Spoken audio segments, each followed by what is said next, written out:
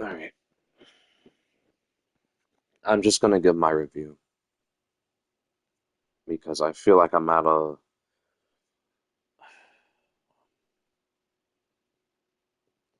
I can always change this review. They can always update this, but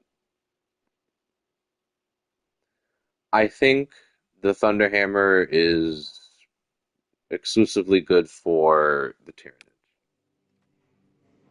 I think it can be good for the Chaos, but I think you're better off just using the Paladin system. Alright, so here's my order for the six new heroic weapons. We have the Wrapped Bolt Sniper Rifle, we have the Wrapped Instigator Bolt Carbine, we have the Heavy Bolt Pistol, we have the Chains of Duty, we have the Storm's Dominion Thunderhammer, and we have Death's Grimace. So, I am now going to do this from most prioritized, or what you should get first, to what you can either wait to get or you can not bother with depending on the class that you use.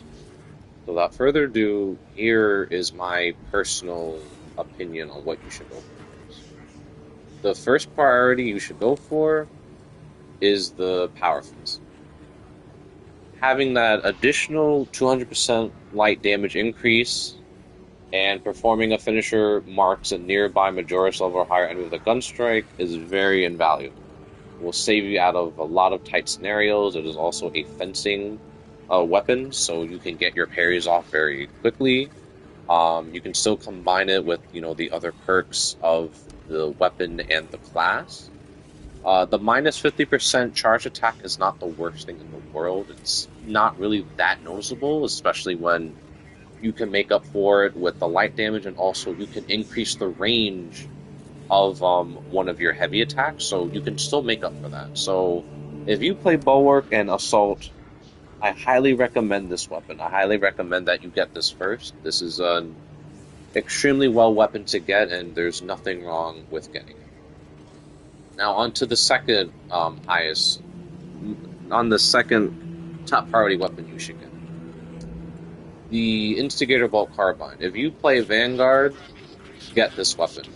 It is super good for Vanguard. You will probably not need Melter Rifle after this weapon.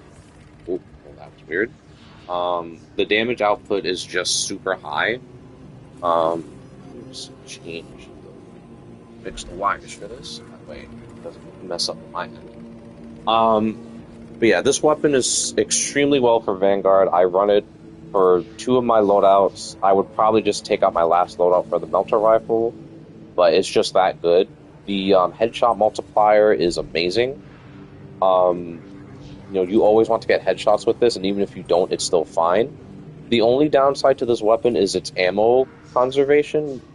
It doesn't have the most ammo, so, it still has more ammo than the heavy bolt pistol, but it's pretty good. You just have to be wary about that. The recoil is there, it's noticeable, but I would say if someone's playing sniper, it might help with the reduced recoil. Other than that, 100% go for this weapon. If you play Vanguard, definitely get this. It's an extremely good weapon for him, and will definitely make you deal more damage. As you've seen in a previous video I've done, I would do either 2 or 3 rounds, and then I would just hit my grapple, and then they would immediately go into a finisher state, and I would just execute them. And this also works on extremist enemies too.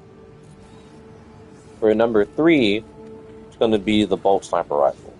Now, if you are an amazing sniper player, this weapon is absolutely perfect for you, especially against Tyranids. This deals the most sniper damage out of all the sniper rifles. The biggest downside is that you only have a small amount of ammo. You can only recover ammo by getting headshots or getting ammo caches and equipment. I do not know if they're going to change it in a future update or a patch where you can recover ammo with other sniper perks, like, for example, killing enemies with your pistol. I do not know that, but if you're good with getting your headshots consistently and effectively, then this is also good for you. A trick that I did in one of the videos is that you can parry the enemy, and when they're in that gun strike state, you can ADS and just shoot them in the head, get that free headshot, and either incapacitate them or kill them.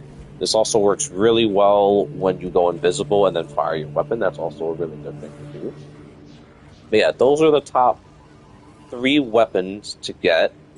Now, for number 4, I would say is the heavy bolt pistol.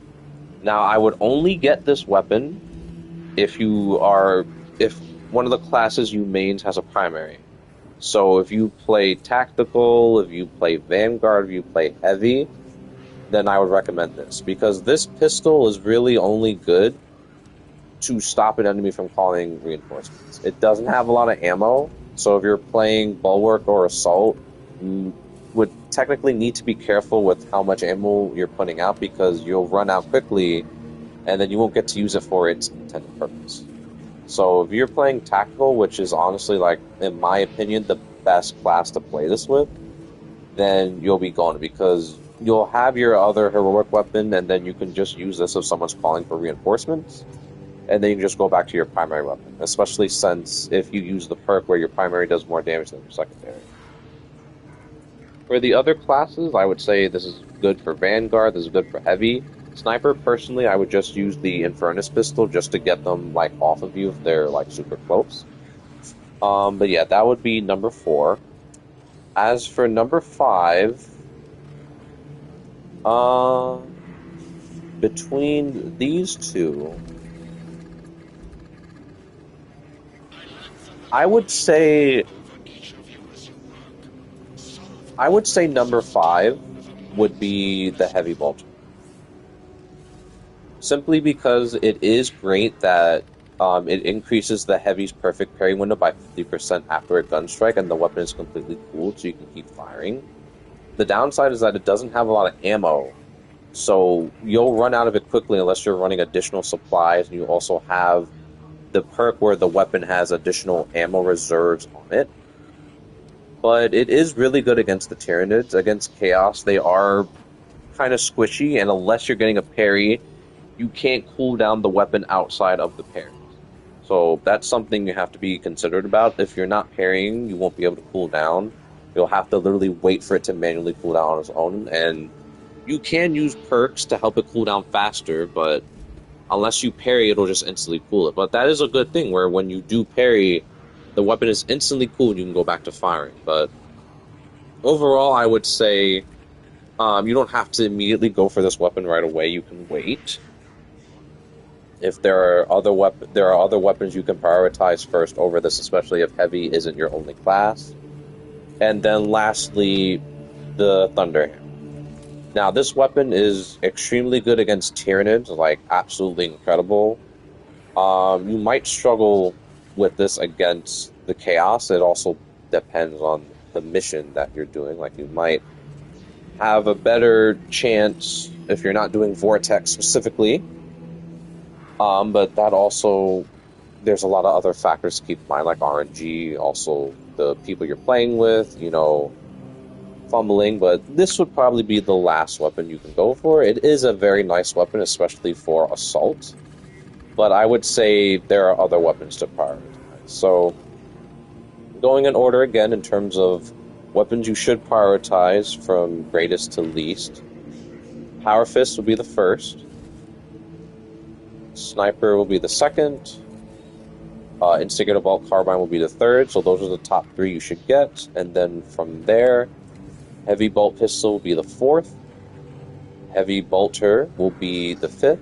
And then the Thunderhammer will be 6th. So that is the order of the weapons that you should get. So I hope these videos help give you an idea of what weapons you should go for. And if you haven't watched any of my previous videos showcasing these weapons on the hardest difficulty on both factions, both ending in boss fights, then please check out my previous videos before this one.